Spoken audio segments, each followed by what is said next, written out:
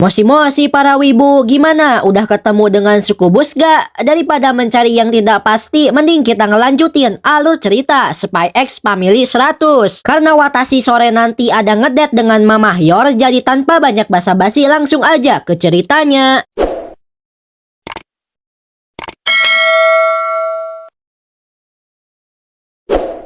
Ngelanjutin kemarin saat Sianya udah resmi masuk ke sekolah Eden, tapi belum apa-apa Sianya udah gacor Zeus pertamanya. Gara-gara mukul anak si Desmond bernama Damian yang ngebuat rencana si Senja diambang kegagalan. Keesokannya si Papa lagi mikir keras buat keberhasilan misinya. Si Anya masih merasa bersalah atas kejadian kemarin. Papa maafin Anya beban ya. Anda baru sadar nying. Namun ya yang udah terjadi ya udah ya. Terus si Anya pun pergi ke sekolah.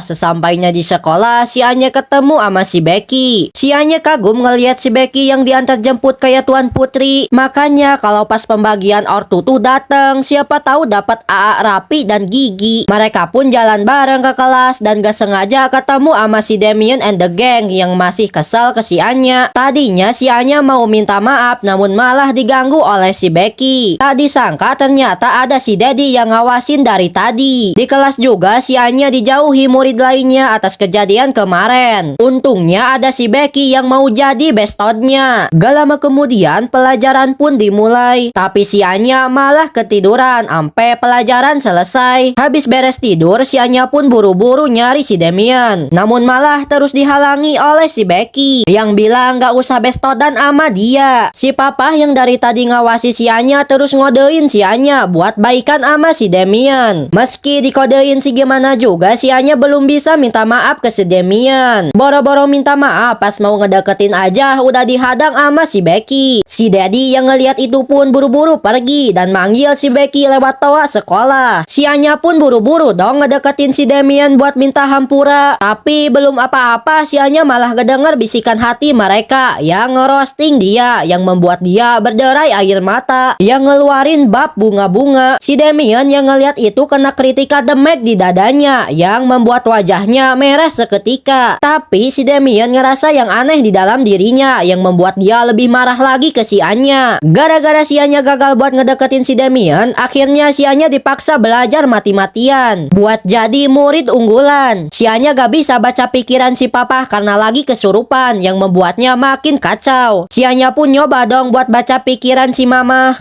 Malah simulasi siksa neraka. Alhasil si Anya ngamuk dan lari ke kamar. Si Hyor sebagai mama bohongan ngelihat mereka bertengkar mencoba menenangkan si Papa dengan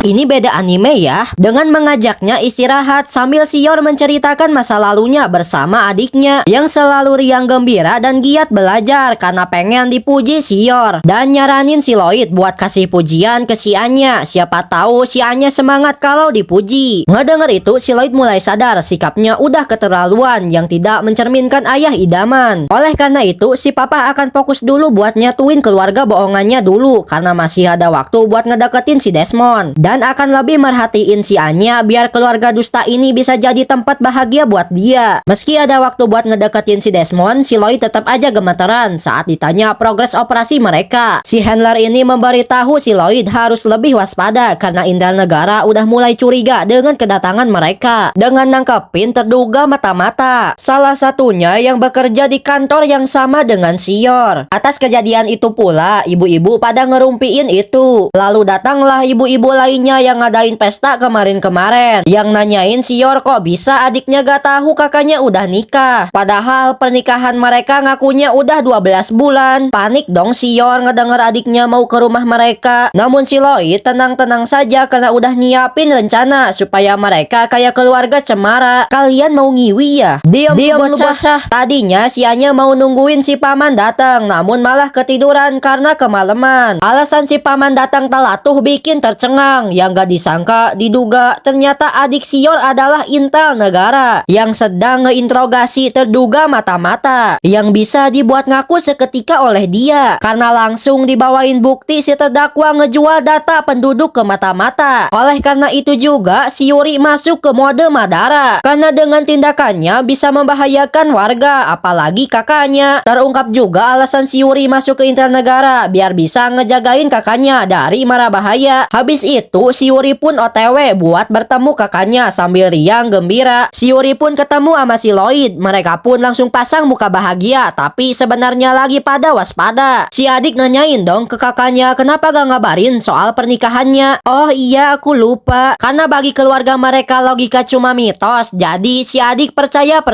aja. Keluarga goblok. Mereka pun lanjut makan-makan dengan si adik membawa anggur haram biar suasana lebih encer. Si Yuri langsung nanyain si Lloyd yang ngebuat si Lloyd kayak di sidang skripsi. Namun malah si Yuri lah yang kebanjiran fakta bahwa mereka ternyata pasangan bahagia. Gak terimalah dia dan milih mabok seketika. Karena si Yuri udah mabok, sekarang giliran si Lloyd yang nyidang si Yuri. Yang akhirnya si Lloyd tahu si Yuri intel negara karena jawabannya tuh template mereka banget. Mungkin udah teler banget, si Yuri mulai meluapkan unek-uneknya bahwa dia gak suka sama si Lloyd yang ngerebut kakaknya dari dirinya. Karena dulu Sior mati-matian bunuhin orang demi nyokolahin dirinya sampai bisa kaya sekarang. Meski si Yuri gak tahu kakaknya seorang asasin, oleh karena itu dia gak terima kakaknya direbut orang lain. Namun si Lloyd meyakinkan si Yuri bahwa dia bakal menjaga kakaknya segenap jiwa dan raga dan akan selalu ada bersama kayak kedua bijinya. Makin emosi lah si Yuri hingga gak sengaja numpahin air yang dibersihin sama si mama dan si papa. Ampe gak sengaja pegang-pegang yang ngebuat mereka salto. Ngeliat mereka malu-malu padahal cuma pegangan doang, padahal udah nikah lama, ngebuat si Yuri curiga mereka cuma bohongan. Ngomong apa sih dek? Nih lihat lup-lup. Buat mastiin hubungan mereka gak bohongan, si Yuri minta mereka cipokan. Diokein lah sama si papa. Kok gini? Karena itu juga Sior ngebab sampai mabok biar lebih hot. Si Yuri yang terus ngebacot dilempar garpu dan ujung-ujungnya si mamah yang mau nyipok. Dan pas hampir mereka silaturahmi ludah, si Yuri yang ngeliat itu malah flashbang saat dia mau nikahin kakaknya yang ngebuat dia nyegah cipokan mereka, yang ngebuat dia kena tampol Saitama. Si Yuri nyangkanya Sior marah karena mau mengganggu mereka, padahal sih Siornya juga gak siap buat tuker ludah. Karena si Yuri masih terus ngebacot, ditampar lagi lah sampai kepalanya bocor. Mas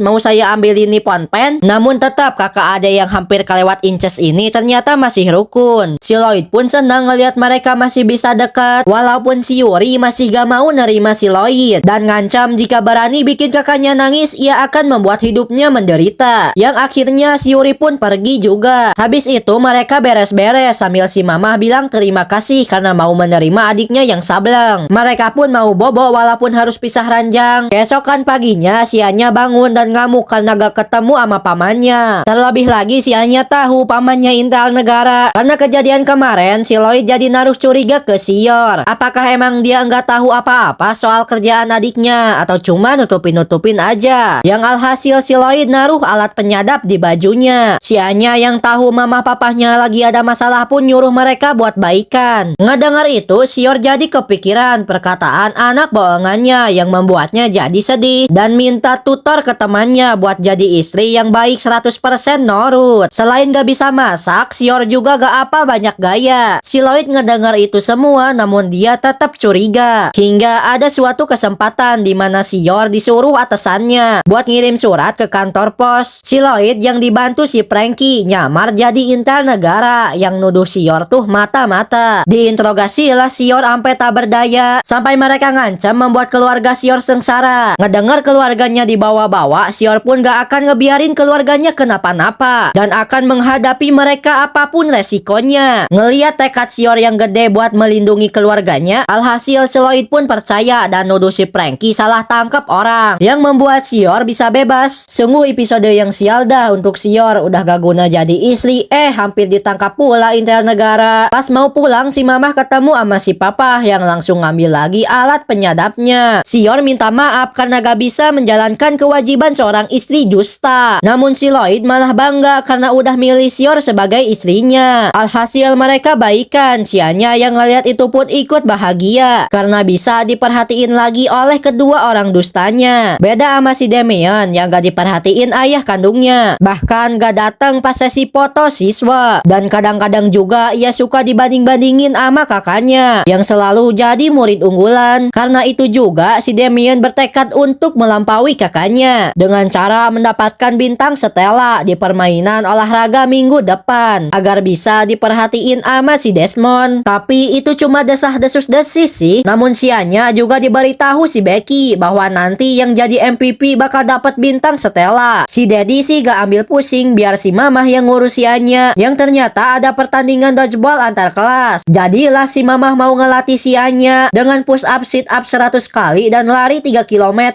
terus bertapa di Gunung Myoboku selama 3 tahun. Si Mamah juga ngajarin cara lempar bola yang baik dan benar yang bisa ngerusak alam supaya sianya bisa menang. Setelah latihan yang berat dilalui, akhirnya pertandingan dimulai. Meski sekarang mereka satu tim, tapi si Damien dan bawahannya tetap ngecengin sianya. Namun mereka pun berhenti pas tahu mereka akan melawan kelas yang ada anak segede badak. Katanya sih dia gak pernah naik kelas, jadi wajarlah badannya segede badak hingga dia bisa bikin murid pada keluar arena cuma pakai satu lemparan. Kekuatan ini dia dapat karena hasil riset dan latihan keras dan didukung sama dedinya yang ternyata seorang perwira. Karena tekad itulah si badak mau dapat bintang Stella yang ngebuat serangan tim sianya cuma ampas bagi dia. Meski begitu si Damien gak akan nyerah karena udah latihan susah payah kayak manjat tebing pakai satu tangan tapi cuma ekspektasi, nahan kamehameha tapi cuma ekspektasi aja. Tapi tetap aja serangannya gak ngaruh apa-apa ke si badak. Dibalaslah oleh dia dengan lemparan bayangan yang ngebuat anak buah si Damien mengorbankan dirinya. Teruslah berjuang wahai anak muda. Jangan mati dulu, cok. Balikin sempak gue. Jeduk. Sekarang si badak mau ngincar si Anya yang bisa dihindari begitu aja karena si Anya bisa ngebaca pola serangan si badak. Mau dilempar si gimana juga tetap aja gak ada yang kena. Hingga si Anya gak sengaja jatuh yang ngebuat dia dalam bahaya. Namun beruntung si Anya diselamatin si Damien yang katanya badannya refleks nyelamatin si Anya. Apakah itu tanda-tanda orang jatuh cinta? Karena ngelihat temennya udah berkorban untuknya, si Anya akhirnya mau nunjukin hasil latihannya bersama mamahnya yang lemparannya bisa ngebelah air begitu aja. Namun hasilnya malah plok plok. Akhirnya tim sianya kalah yang ngebuat si badak seneng bisa dapat bintang Stella. Si Henry yang ngedengar itu bilang ke mereka itu cuma hoak belaka. Malahan si badak dapat bintang Zeus karena berkata kasar. Karena kekalahan ini juga si Damien makin marah ke si Anya. Dan ya seperti biasa mereka ribut. Bukan kali ini aja si Anya gagal, tapi hasil ulangannya juga 11-12 sama Nobita yang ngebuat si papa maksa si Anya buat belajar. Sebenarnya bisa sih pakai orang dalam atau si Anya nyontek ke teman-temannya, tapi itu bakal ngebuat si Anya dibully. Dan itu hal yang paling ditakuti si Anya. Karena di pelajaran biasa gak ada perkembangan, si papa mau nyoba nyari bakat si Anya. Kayak ngegambar lah. Itu monyet ya? Bukan goblok, itu elu. Dicoba main biola. Coba main tenis meja.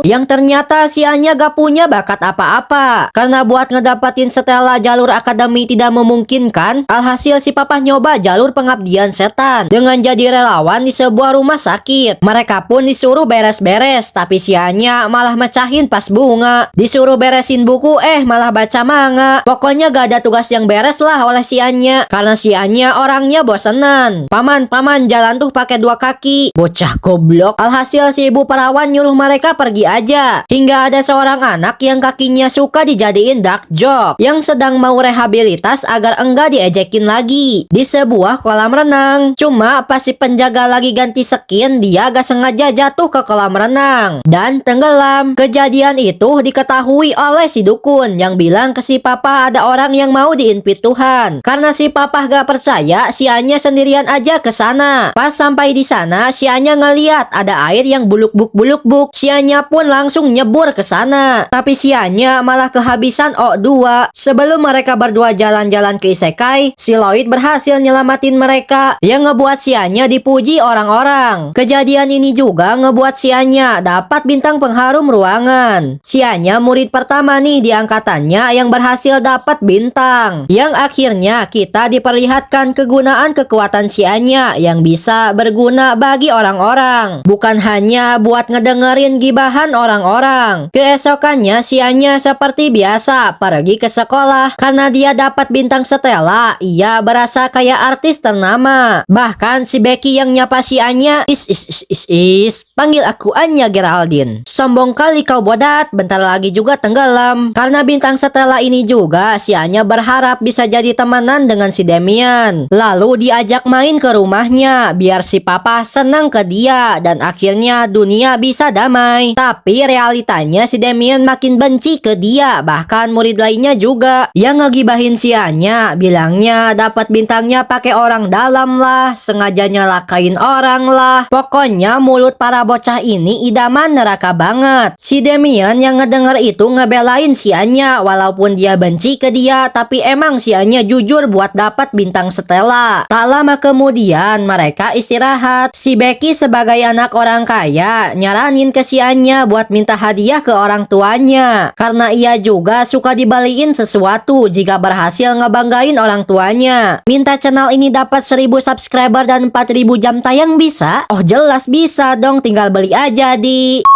Karena kebingungan mau hadiah apa, si Anya nanya ke si Damian. Yang ngebuat si Damian time travel karena dia pernah dibeliin anjing oleh papahnya. Alhasil si Anya kepikiran kalau dia punya anjing pasti bisa bestian sama Damian. Terus diundang ke rumahnya. Terus papah mereka ketemuan, terus dunia bisa jadi damai. Makanya malamnya si Anya minta ke si papa buat di doggy style. Apa? Kamu mau dianjing-anjingin? Bukan goblok, Anya mau anjing. Si mama awalnya khawatir karena takut terjadi apa-apa ke si Anya. Walau ujung-ujungnya si mama setuju juga dan si papa berjanji buat beliin si Anya anjing. Tapi kenyataannya si papa malah sibuk dengan misi mata-matanya. Bahkan sekali-kali pada ngerumpi sama teman sejawatnya yang nanyain perkembangan operasi string. Gimana Jeng, operasinya masih aman? Oh iya gitulah. Saking banyaknya kerjaan, si Lloyd harus kerja bagaikan kuda yang ngebuat dirinya gak ada waktu untuk keluarga dustanya. Karena itu juga jadi bahan omongan ibu-ibu tetangga yang curiga si Lloyd ada main dengan para wanita. Ngedenger itu si Lloyd pun tergugah buat ngajak keluarga dusta jalan-jalan biar kayak keluarga cemara, biar tetangga gak pada curiga. Dan kebetulan juga si Anya lagi gambar penguin yang jadinya mereka akan pergi ke akuarium. Si mama sempat khawatir sih karena takut si papa kenapa-napa. Dan bener juga pas minggu depannya si papa kayak orang kena corona. Meski begitu mereka tetap jadi pergi biar kayak keluarga bahagia. Pas sampai di stasiun si Lloyd ngeliat tanda-tanda dari Wise buat ngerjain sebuah misi. Awalnya si Lloyd mau nolak, tapi pas ngedenger si Anya bilang tempat tujuan mereka tuh akuarium, si penjaga toko terus maksa si Lloyd karena tempat misinya tuh sama di akuarium. Si Lloyd disuruh ngegagalin barang selundupan yang ditaruh di salah satu penguin. Masalah gak berhenti di situ sih, karena kebetulan mereka ketemu dengan keluarga tetangga. Insting ibu-ibu sior aktif dong dan ngajak keluarga tetangga jalan bareng. Makin sulit lah si Lloyd untuk menjalankan misinya. Apalagi si Lloyd disuruh nyari penguin selundupan yang bakal susah banget buat nyarinya. Sadar si papa lagi kesusahan, si Anya pun pakai kekuatannya dan ngodein si papa mana penguin yang mencurigakan. Alhasil si papa nyamar jadi petugas di sana buat beri makan si penguin. Sempat kesusahan karena para penguin gak mau tertib kayak orang-orang yang lagi bagi-bagi bansos. Namun itu bukan halangan bagi si Lloyd karena bisa satset hingga akhirnya bisa ngebawa si penguin. Dan beneran aja ada barang yang diselundupin di mulut si penguin. Tak lama dari itu ada orang yang ngaku-ngaku dari universitas yang mau ngambil si penguin. Si Lloyd tahu itu cuma kartu identitas palsu dan ngejatohin pistol orang GJ ini. Hingga ia lari karena udah identitasnya ketahuan. Namun beruntung ada si Anya ngeliat ini. Si Anya pun mau menangkap si penjahat sendirian. Si mamah yang ngeliat si Anya kayak diculik orang lain pun langsung ngeluarin jurus madunnya. Dengan ini masalah penyelundupan pun bisa diselesaikan. Tinggal masalah gibahan ibu-ibu tetangga yang curiga bahwa si Lloyd ada main dengan wanita di luar sana. Apalagi pas dia ninggalin keluarganya begitu aja. Namun tiba-tiba tiba-tiba si Lloyd datang membawa boneka penguin buat si Anya. Alasan dia ngilang tuh karena udah berusaha buat ngedapetin boneka itu. Ngedenger itu, para tetangga pun jadi kebanjiran fakta bahwa ternyata si papa ini rela berjuang demi keluarganya bahagia. Dan selesai juga kisah Spy X Family part 1 bagian kedua dengan si Anya dapat boneka baru yang diajak keliling kota. Dengan ditemani kedua orang tua dusta, si mama dan si papa rela harga dirinya kena diskon demi kebahagiaan anak pungut mereka. Kisahnya bakal dilanjutin di Spy X Family part 2, tapi bakal diceritain gak ya?